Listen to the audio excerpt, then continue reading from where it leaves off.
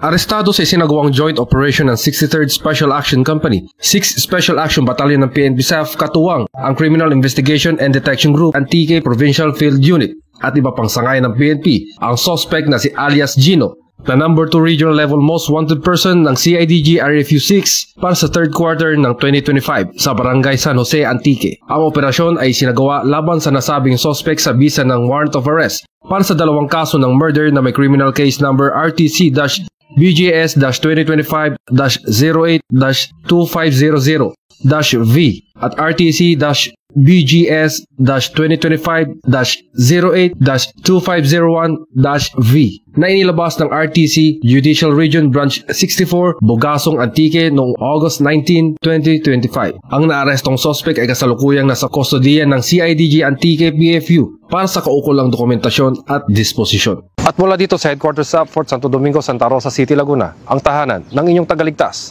Ako ang inyong PNN correspondent, Police Corporal Marcelino Termenes, alagad ng batas, tagataguyod ng Balitang Pulis.